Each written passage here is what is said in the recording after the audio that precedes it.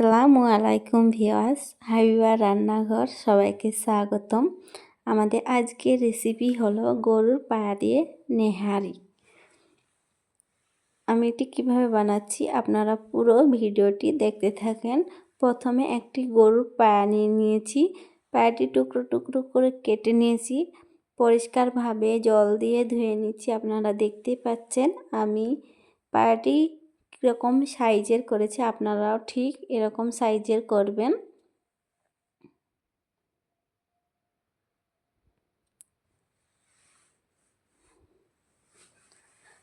আমি আবারও আরেকবার ধুয়ে নিচ্ছি।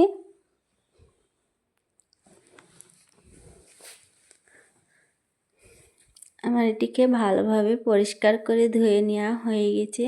আমি একটি বড় পাতিলের মধ্যে নিয়ে নিয়েছি পেঁয়াজ ও সামান্য সরষের তেল, কারণ পায়া দিয়ে অটোমেটিক তেল ছাড়বে।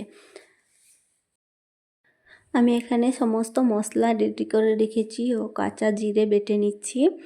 পেঁয়াজটা লাল হয়ে আসলেই আমি ওর মধ্যে দিয়ে দেব কেটে রাখা গরুর পায়া।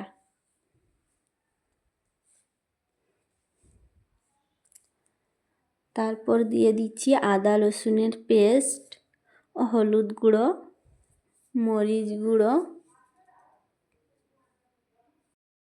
রাঁধুনি মাংসর মশলা, বেটে রাখা জিরে, লবণ, কয়েকটি তেজপাতা কাঠ ও ধনের পাতা।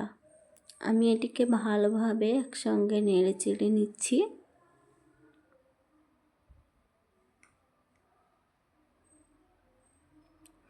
আপনারা দেখতেই পাচ্ছেন কতটা কালার চলে এসেছে নেহারির।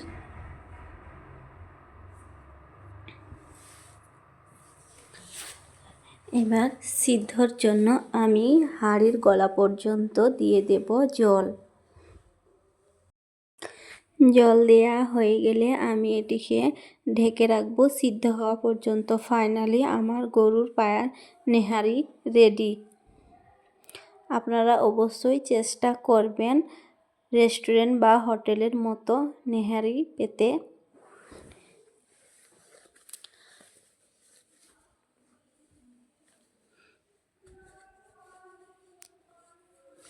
ফাইনালি আমি এবার গরুর পায়া নেহারির সঙ্গে রুটি দিয়ে খাচ্ছি।